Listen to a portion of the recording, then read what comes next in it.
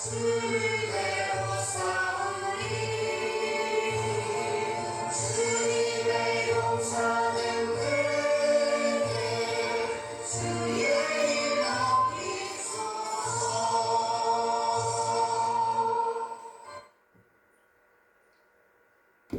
네, 신앙 고백하심으로 예배를 시작합니다. 함께 고백합니다. 나는 전능하신 하나님, 천지의 창조주를 믿습니다. 나는 그의 유일하신 아들, 우리 주 예수 그리스도를 믿습니다. 그는 성령으로 잉태되어 동정녀 마리아에게서 나시고 본디오 빌라도에게 고난을 받아 십자가에 못 박혀 죽으시고 잠자는 지 사흘 만에 죽은 자 가운데서 다시 살아나셨으며 하늘에 오르시어 전능하신 아버지 하나님 우편에 앉아 계시다가 거기로부터 살아있는 자와 죽은 자를 심판하러 오십니다. 나는 성령을 믿으며 거룩한 공교회와 성도의 교제와 죄를 용서받는 것과 몸의 부활과 영생을 믿습니다. 아멘. 아멘. 자, 함께 찬양합니다.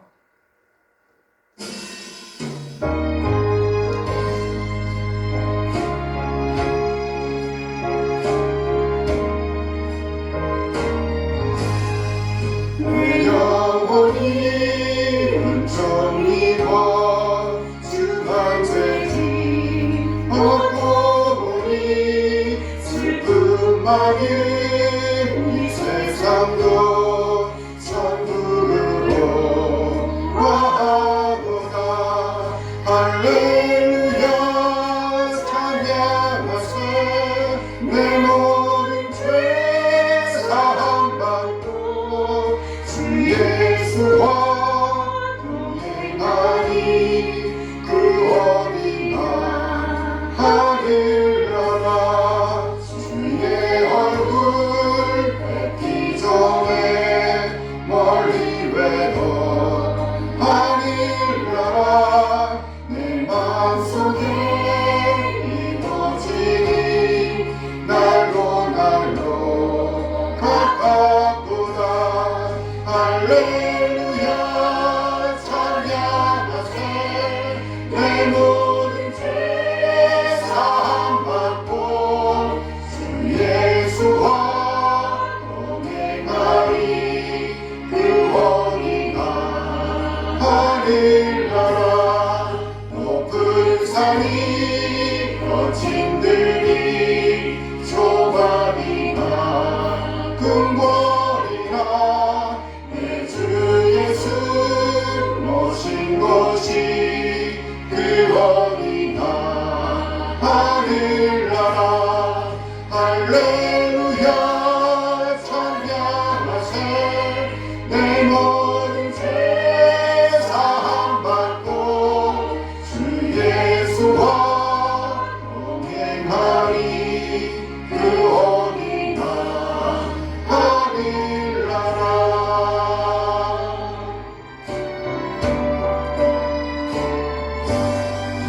나의 갈 길 가다도록 예수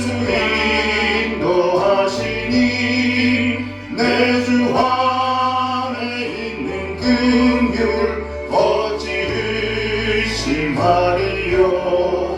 믿음으로 사는 자는 하늘 위로 받겠네. 무슨 일을 만나든지 만사 형통하리라. 무슨 일을 만나든지 만사 형통하리라. 나의 갈 길 가가도록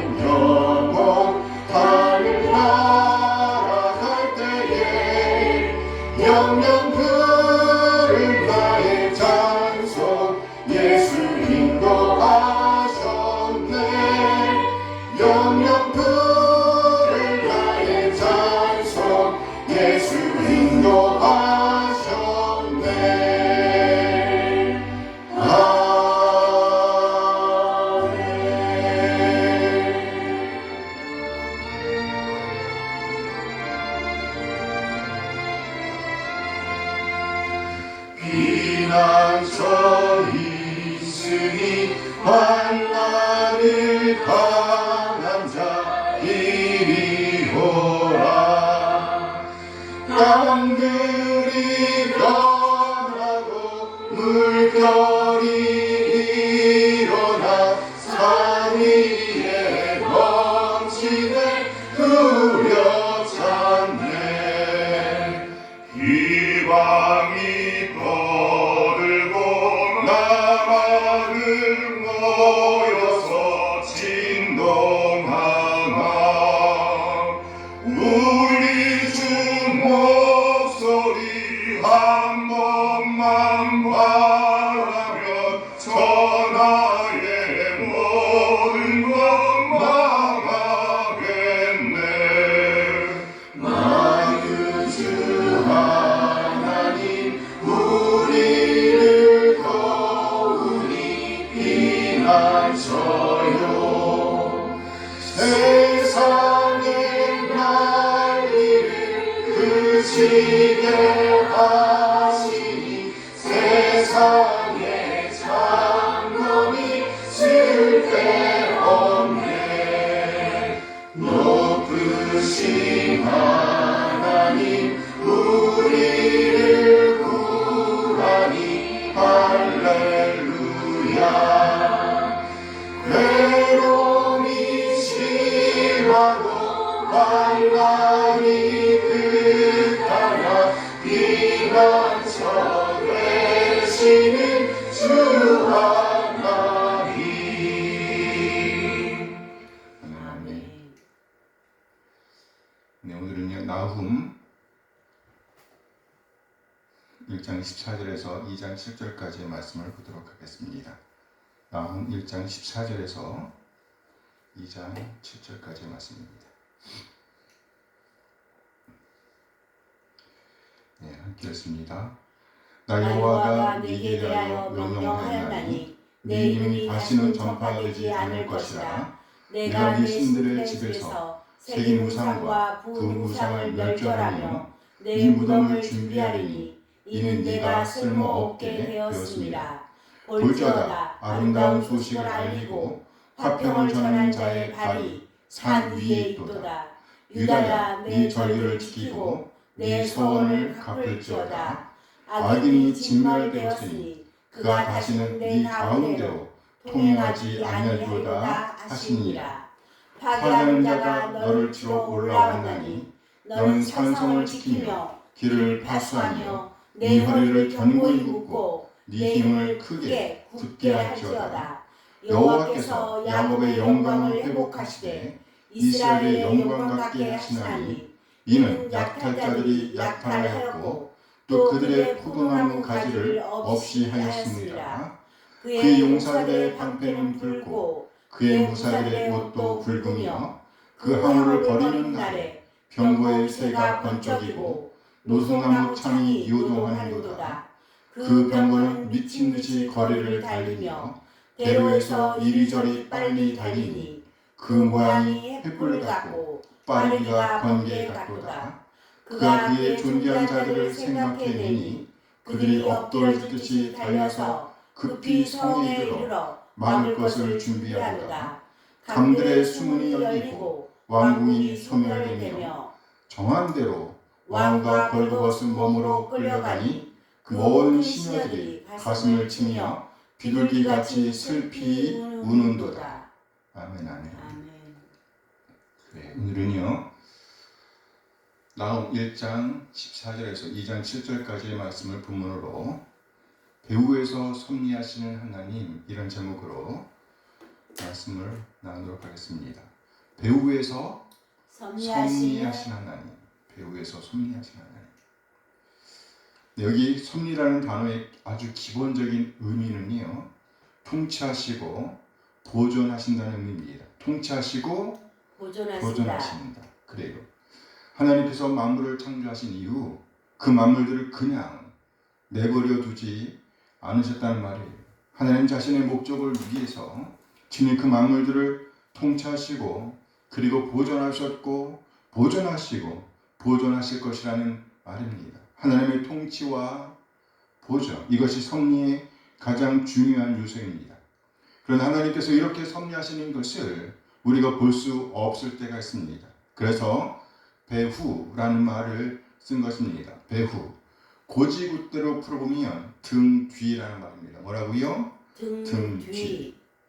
영국으로 말한다고 하면 무대 뒤라는 말이 되는 것이고요. 영어로 말한다고 하면 영어가 만들어지기까지 보이지 않게 동참한 사람들이 있다는 말이 되는 겁니다. 나아가 그 모든 것을 쥐락펴락하는 한 주체가 있는데 그분이 바로 누구란 얘기예요? 하나님 여호와시란 말입니다. 오늘 이스라엘들이 하는 역사 뒤에 보이지 않는 손길이 있는데 그 손길의 주인공이 바로 여호와 우리 주님이시란 말입니다. 이런 의미를 담아서 배후에서 섭리하시는 여호와 이런 제목으로 말씀을 나누려고 합니다. 오늘 본문은요, 아름다운 소식, 화평을 알리는 소식이 산들 위에 있다고 표현합니다. 오늘 본문 나온 1장 15절 말씀이에요. 함께 읽어요. 볼지어다 아름다운 소식을 알리고 화평을 전하는 자의 발이 산 위에 있도다. 유다야 네 절기를 지키고 네 서원을 갚을지어다. 악인이 진멸되었으니 그가 다시는 네 가운데로 통행하지 아니하리로다 하시니라. 좋은 소식, 곧 기쁘게 하는 자의 발들, 곧 화평을 듣게 하는 자의 발들이 산 위에 있다. 산들 위에 있답니다. 그렇다면 그 좋은 소식, 그 기쁜 소식은 뭘까요? 악인이 진멸되었으니 그가 다시는 네 가운데로 통행하지 아니하리로다 하시니라. 악인 곧 벨리알이 진멸되었다는 소식입니다. 따라서 이제는 그들이 다시는 네 가운데로 곧 이스라엘 가운데로 유다 가운데로 지날 일이 없다는 말입니다. 고지고대로 풀어보면 적들이 이스라엘 가운데로 유다 가운데로 지나가는 일이 더해지지 않을 것이라는 말씀입니다. 더해지지 않을 것이다. 이제 그런 일은 없을 것이다. 이런 의미입니다. 이 말씀을 빌어서 오늘 본문은요, 계속해서 그 악인을 치는 자, 곧 파괴하는 자가 임할 것이라고 선포하고 있습니다. 본문에 악인이란 니느웨를 가리키는 표현입니다. 누구를 가리킨다고요? 니느웨예요. 먼저는 이 악인이 진멸되었다고 선언합니다. 그리고 이제 그 악인을 진멸하기 위한 대적자, 파괴하는 자가 임했다고 말합니다. 역시 완료태로 되어 있습니다. 나온 2장 1절 말씀이에요. 함께 읽어요. 파괴하는 자가 너를 치러 올라왔나니 너는 산성을 지키며 길을 파수하며 네 혀를 견고히 묶고 네 힘을 크게 굳게 할지어다. 여기 파괴하는 자가 이미 너를 치러 올라왔다고 선언합니다. 여기 너란 바로 악인, 곧 니느웨를 가리키는 표현입니다. 파괴하는 자가 니느웨를 치기 위해서 이미 올라온 것처럼 묘사하고 있습니다. 당시로 볼 때는요, 아직 이루어진 일이 아니지만 분명히 그렇게 되고야 말 것이기 때문에 완료태로 묘사하고 있는 것입니다. 이미 이루어진 일처럼 묘사하고 있다는 말이에요. 확실히 그렇게 되고야 말 것이란 말이죠. 여기 파괴하는 자란 히브리어로 메피츠로서 완전히 흩뜨리는 자를 가리킵니다. 역사적으로 볼 때에 바벨론과 메대 연합군을 가리킨다고 합니다. 이어서 보면 그렇게 니느웨를 치러 올라오는 군대를 아주 자세하게 묘사하고 있습니다. 나온 2장 3절 4절 말씀이에요. 함께 읽습니다. 그의 용사들의 방패는 붉고 그의 무사들의 옷도 붉으며 그 항우를 버리는 날에 병거의 쇠가 번쩍이고 노송나무 창이 요동하는도다. 그 병거는 미친 듯이 거리를 달리며 대로에서 이리저리 빨리 달리니 그 모양이 횃불 같고 빠르기가 번개 같도다. 이 말씀은 니느웨를 공격하는 메대와 바벨론의 연합군을 가리킵니다. 이들은 그저 단순히 니느웨를 치기 위해 오는 것이 아닙니다. 철저한 준비를 마치고 준비된 군사들을 이끌고 빠르게 급하게 급습하고 있는 장면을 묘사하고 있습니다. 그의 용사들을 보니 병거를 타고 있는데 쇠가 번쩍번쩍합니다. 그 군사들이 입은 각 철갑이 번쩍번쩍 빛을 발하고 있습니다. 나아가 노순나무로 만든 창이 위로 치솟아 있습니다. 그런데 그렇게 치솟아 있는 창들이 마치 노송나무 숲과 같이 이리저리 출렁이고 있다고 그려내고 있습니다. 또 그의 군사들, 곧 니느웨를 치기 위해 달려오는 병거들이 아주 미친 듯이 질주하고 있답니다. 병거들이 줄을 지어서 마치 한 대가 달리는 것처럼 떼를 이어 달리는 모습입니다. 당시로 하면 최첨단 전쟁 무기라고 할 수 있습니다. 꼼짝없이 니느웨는 무너질 수밖에 없는 처지에 놓이고 만 것입니다. 악인 곧 벨리알 니느웨는요 바벨론과 메대 연합군을 막기 위해서 나름대로 최선을 다해봅니다. 그러나 속수무책이었습니다. 어찌할 도리가 없었습니다. 나홈 2장 5절 말씀입니다. 함께 읽어요. 그가 그의 존귀한 자들을 생각해내니 그들이 엎드러질 듯이 달려서 급히 성에 이르러 막을 것을 준비하도다. 그가 그의 존귀한 자들을 생각해냈다. 위상에 부딪힌 니느웨의 왕이 황급히 자신의 사람들을 부르는 장면을 묘사하고 있는 것입니다. 그가 그의 존귀한 자들을 생각해냈다. 황급히 부르고 있다. 이런 의미입니다. 그래요. 그가 그의 존귀한 자들을 생각한다는 말의 의미는요. 사실 이 상황은 아주 황급한 상황을 만난 니느웨 왕이 황급하게 자기의 사람들, 곧 아끼고 믿던 장수들을 부르는 장면입니다. 지금 니느웨는 아주 위급한 상황에 직면했습니다. 수많은 적병들이 도성에 당도했습니다. 무섭게 적들이 성을 에워싸고 있습니다. 당장에 나가서 적을 막아내야 했습니다. 그런데 그 적들을 막을 장수들이 보이지 않는 상황입니다. 그래서 급히 자기의 사람들, 아끼던 장군들, 곧 존귀한 장수들을 하나하나 불러들이는 상황이라고 할 수 있습니다. 이들이라면 도성 니느웨를 지켜줄 수 있을 것이라고 믿었겠지요. 그렇다면 과연 그들이 그 역할을 다 해냈을까요? 그들이 엎드러질 듯이 달려서 여기 그들이란 니느웨 왕이 그렇게도 믿고 의지하던 장수들, 존귀한 자들을 가리킵니다. 그런데 이들이 엎드러질 듯이 달렸답니다. 엎드러질 듯이 달렸다. 무슨 말일까요? 비틀비틀 어찌할 바를 몰라 다리를 후들들 떨고 있는 그림을 그려내고 있는 겁니다. 장수들이 이미 겁에 질려 있었다는 말입니다. 그런 상태로 이들은 성벽으로 올라갔습니다. 그리고 서로 날아오는 불화살을 막기 위해서 방어막을 설치합니다. 급히 성에 이르러 비틀비틀거리면서 성에 이르러 막을 것을 준비하도다. 뒤로왔습니다. 뒤로왔지만 다리는 후들들 떨리고 어찌할 바를 몰랐지만 그래도 할 수 있는 일들을 하는 것이지요. 그리고 사방이 물로 박혀 있었으니 그래도 당분간은 적을 막아낼 수 있을 것이라고 생각했습니다. 그런데 무슨 일이 일어났나요? 강들의 수문이 열렸답니다.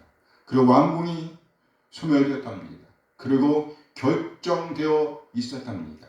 그 성 니느웨가 완전히 드러나게 될 것이 결정되어 있었다는 말이에요.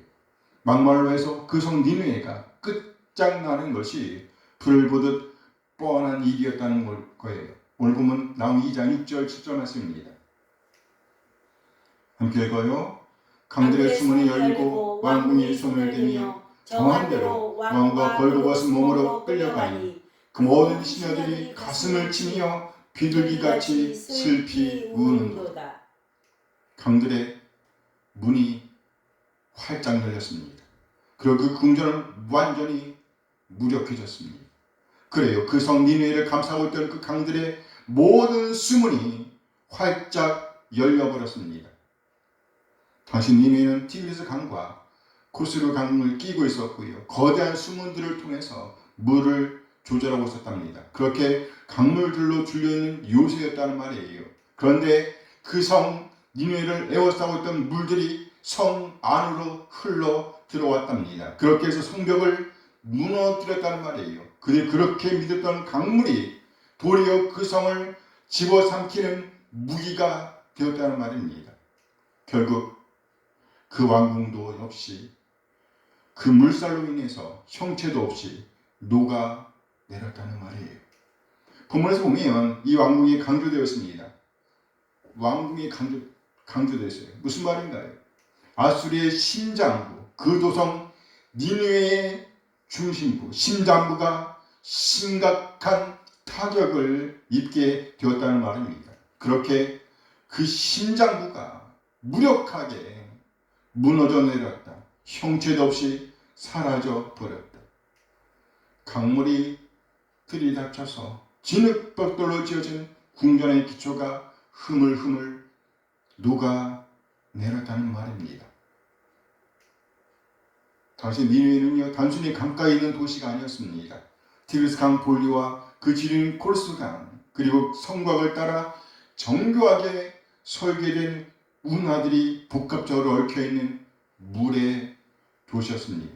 그래요, 니느웨는요, 수십 개의 문이 있었다고 합니다. 그리고 그 중 상당수가 강물을 조절하는 숨은 역할을 겸했다고 그래요.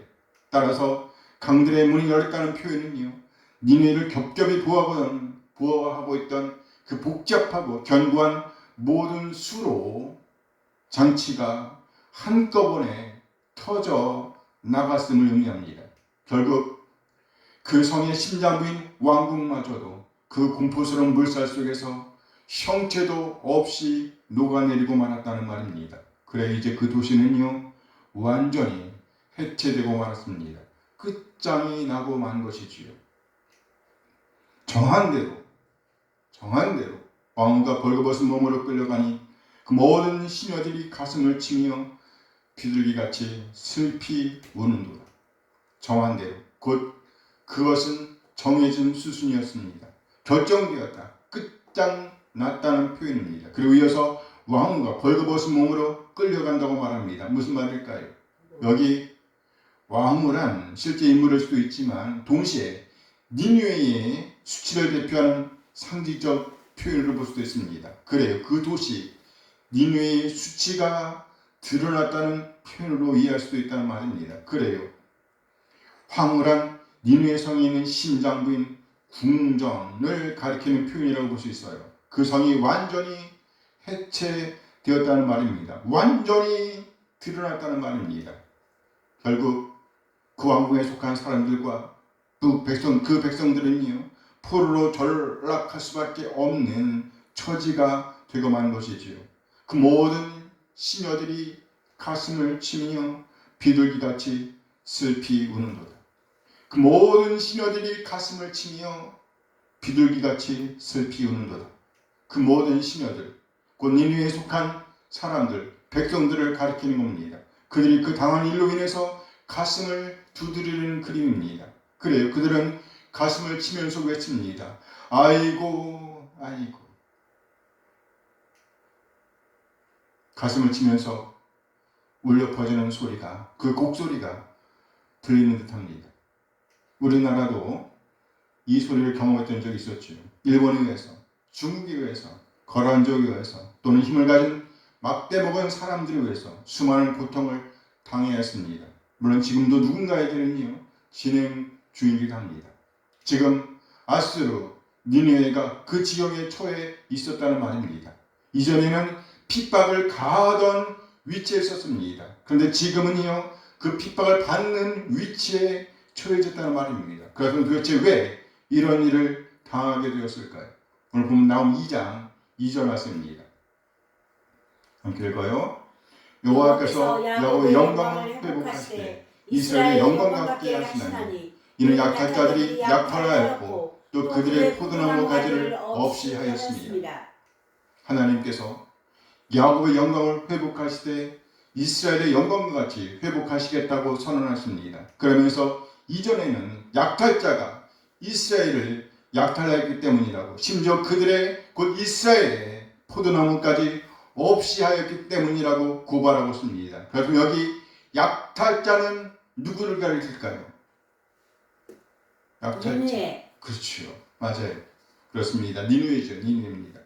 니느웨는 약탈자였습니다. 그런데 지금은요, 그들이 약탈을 당하는 위치에 처하게 되었다는 말입니다. 그렇다면 이 역사를 주관하시는 분은 누구일까요? 다시 오늘 보면 나온 2장 6절 말씀을 봅니다. 함께 읽어요. 강들의 수문이 열리고 왕궁이 소멸되며 강들의 수문이 열렸답니다. 그리고 나아가 왕궁이 소멸되었답니다. 수동태로 표현되어 있습니다. 누가 이 일을 했는지는 언급되어 있지 않습니다. 얼른 생각할 때에 약탈자를 치러 올라온 파괴하는 자를 생각할 수도 있으나 본문은 그들이라고 딱 짚어주지 않습니다. 무슨 말인가요? 그 배후에서 일하시는 분, 섭리하시는 분이 있다는 말입니다. 배후에서 섭리하시는 분이 있다. 그렇다면 그분은 누구일까요? 나홈 1장 14절 말씀입니다. 함께 읽어요. 나 여호와가 네게 대하여 명령하였나니 네 이름이 다시는 전파되지 않을 것이라. 네가 네 신들의 집에서 새긴 우상과 분우상을 멸절하며 네 무덤을 준비하리니 이는 네가 쓸모없게 되었습니다. 여기 여호와께서 니네를 앞에 두고 그에게 판결을 내리시는 장면이 묘사되고 있습니다. 네 이름이 다시는 전파되지 않을 것이라. 하나님께서 하신 말씀이지요. 네 이름이 다시는 전파되지 않을 것이에요. 네, 여호와께서는요, 니네를 향해서 선포하시기를 네 이름이 다시는 전파되지 않을 것이라고 선언하십니다. 무슨 의미일까요? 그 후손을 끊어버리시겠다는 선언입니다. 끝장 내시겠다는 말이에요. 나아가 신들의 집에서 새긴 우상과 부은 우상을 멸절하시겠다고, 끊어버리시겠다고, 그리고 그 신전이 네 무덤, 그 니느웨 왕의 무덤이 되게 하시겠다고 선언하셨습니다. 누가 누구에게 이렇게 하신다는 말인가요? 여호와께서 니느웨에게 이렇게 하시겠다는 말인 겁니다. 여기 여호와가 바로 니느웨를 쓸어버리는 주체시라는 말입니다. 다시 오늘 보면 나홈 2장 6절을 봅니다. 함께 읽어요. 강들의 수문이 열리고 왕궁이 소멸되며 수문이 열렸다. 왕궁이 소멸되었다. 나아가 그것이 정해졌다. 그 도시가 완전히 해체되었다. 여기 나오는 동사가 다 수동태입니다. 행위자가 숨겨져 있다는 말입니다. 그리고 오늘 본문의 흐름으로 볼 때에 그 숨겨진 행동의 주체는 바로 여호와. 누구요? 여호와시라는 말입니다. 그래서 이 수동태를 가리켜서 신적 수동태라고 표현합니다. 무슨 수동태라고요? 신적 수동태. 무슨 말인가요? 이 모든 인류 역사의 배후에서 섭리하시는 분이 여호와이시라는 말입니다. 아멘. 우리가 참으로 이 사실을 믿는다고 하면 우리가 당면한 어떤 일로 인해서 일이 일비할 일은 아니라는 사실을 깨닫게 됩니다. 니느웨 왕은요, 능동적으로 자신의 존귀한 자들을 불렀습니다. 나아가 그 존귀한 자들, 곧 지휘관들과 장군들 역시 능동적으로 성벽으로 달려갔습니다.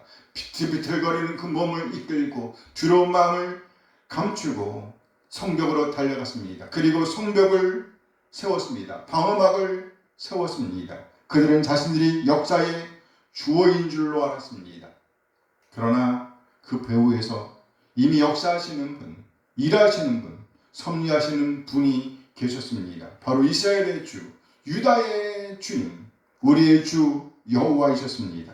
하나님의 판결이 이미 내려진 상황이었습니다. 그래요. 우리가 이 세상을 살면서 아무리 열심히, 아무리 철저하게 준비를 한다고 할지라도 온갖 수단과 방법을 동원하여 계획하고 준비한다고 할지라도 우리 하나님께서 탁 건드리시기만 하셔도 끝장난다는 겁니다. 오늘 성경을 말씀합니다. 수문이 열렸다. 왕궁이 소멸되었다. 주어가 보이지 않습니다. 세상 사람들은 이를 운이 나빠서라고 말합니다. 혹은요 천재지변 때문이라고 말합니다. 그러나 우리는 압니다. 그 문장들 뒤에 우리 주님께서 계신다는 것을. 세상이 우리를 약탈할 때에 우리는 하나님께서 침묵하시는 것처럼 느낄 수가 있습니다. 우리의 포도나무 가지들이 모두 다 꺾여 나갈 때에도 우리는 하나님을 향하여 원망을 쏟아낼 수가 있습니다. 도대체 왜 하나님은 침묵하고 계시느냐고요. 도대체 왜? 그러나 하나님은 무대 뒤에서 야곱의 영광을 회복시키시되 이스라엘의 영광으로 회복시키시기 위해서 부지런히 일하고 계셨다. 섭리하고 계셨다는 말입니다. 우리가 일하지 못하는 순간에도 우리가 차마 손쓸 수 없는 절망의 배후 위에서도 하나님은 우리를 위해서 우리 한 사람 한 사람을 위해서 섭리하고 계신다는 말입니다. 우리 인생이 내 힘으로 굴러가는 능동태가 아니라는 말입니다. 오히려 우리는요, 하나님께서 나를 위해 우리를 위해 일하고 계신다는 신적 수동태의 은혜를 누려야 한다는 말입니다. 우리 배후에서 모든 것을 쥐락펴락하시는 그 전능하신 손길이 오늘 우리를 붙들고 계신다는 말입니다. 우리 하나님께서 허락하지 않으신다면 우리의 모든 노력, 우리의 모든 수고가 물거품이 되고 만다는 말이에요. 무슨 말인가요? 배후에서 섭리하시는 여호와. 배후에서 섭리하시는 여호와. 우리 하나님을 볼 수 있어야 한다는 말입니다. 그러므로 절대로 하나님의 뜻을 떠나서는 안 된다는 말이에요. 그렇다면 배후에서 섭리하신 하나님을 믿는다는 말이 아무 일도 하지 말라는 말인가요? 나무 1장 15절 말씀입니다. 함께 읽어요. 볼지어다 아름다운 소식을 알리고 화평을 전하는 자의 발이 산 위에 있도다. 유다야, 네 절기를 지키고 네 서원을 갚을지어다. 악인이 진멸되었으니 그가 다시는 네 가운데로 통행하지 아니하리로다 하시니라. 우리 하나님께서 그 백성 유다를 향해서 명령하십니다. 유다야, 네 절기를 지키고 네 서원을 갚을지어다. 유다야, 네 절기를 지키고 네 서원을 갚을지어다. 절기를 지키고 서원을 갚으라. 한마디로 하면 하나님과의 관계를 떠나면 안 된다. 하나님과의 관계가 날마다 깊어져야 한다는 말입니다. 오늘 배후에 섭리하시는 하나님을 여호와를 보면서 우리가 내려야 할 결심은요, 아무 일도 해서는 안 된다. 이것이 아니라 하나님과의 관계를 더욱더 깊이 만들어내야 한다는 말로 받아야 한다는 말입니다. 그렇게 하나님과의 관계를 깊이 맺어갈 때에 비로소 우리는 하나님의 뜻 안에서 하나님의 뜻을 보면서 그 뜻에 맞는 오늘을 살아낼 수 있으며 나아가 하나님의 영광을 드러내는 자로 남게 될 것입니다. 아멘, 아멘. 아멘. 지금 우리는요, 수동태처럼 보이는 인생을 살고 있습니다. 하지만 그 문장 뒤에는 항상 하나님이 계십니다. 우리 모두 배후에서 섭리하시는 하나님을 믿는 자로서 꼭 하나님과의 관계를 깊이 맺어가게 되기를 소원합니다. 아멘, 아멘. 기도하시겠습니다. 하나님, 오늘도 우리에게 귀한 말씀 주신 것 감사드립니다. 오늘 우리는 역사의 커튼 뒤에서 묵묵히 일하신 하나님, 섭리하신 하나님의 장엄한 손길을 보았습니다. 하나님, 우리는 때로 눈앞에 보이는 아수르의 병거 소리에 겁을 먹고 우리 힘으로 방어막을 세우느라 허둥대며 살곤 했습니다. 내가 주어가 되어, 내가 주인이 되어 내 삶을 통제하다가 오히려 비틀거리곤 하였습니다. 이 시간 우리의 교만과 불신을 용서하여 주시옵소서. 강들의 문이 열리고 왕국이 녹아내리는 그 신적 수동태의 역사 뒤에서 우리 하나님께서 섭리하고 계심을 보게 하시는 것 감사드립니다.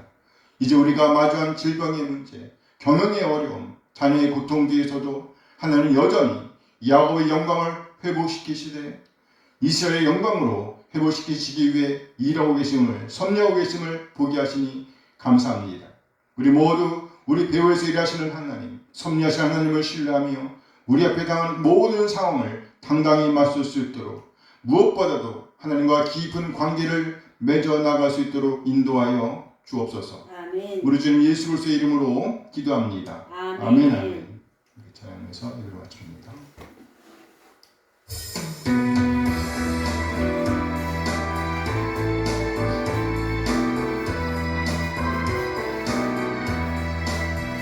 주를 경배 경배하리 나 경배하리 주를 찬양하리라 주를 경배하리 나 경배하리 주를 찬양하리라 영화로운 주 이름을 모두 찬양 드리옵니다 정성 다하여 주 찬양하니 주여 기뻐 받아주소서 주를 경배하리 나 경배하리 주를 찬양하리라 주를 경배하리 나 경배하리 주를 찬양하리라 영화로운 주 이름을 모두 찬양 드리옵니다 정성 다하여 주 찬양하니 주여 기뻐 받아주소서 영화로운 주 이름을 모두 찬양 드리옵니다 정성 다하여 주 찬양하니 주여 기뻐 받아주소서 아멘 아멘. 이제는 우리 주 예수 그리스도의 은혜와 하나님의 극진하신 사랑하심과 성령 하나님의 교통하심이 우리 배후에서 섭리하시는 하나님을 신뢰하며 우리 앞에 당한 모든 상황들과 당당히 맞서며 하나님과 깊은 관계를 맺어가기로 하지만 우리 모든 지체들에게 늘 함께 하시길 축원하옵나이다. 아멘.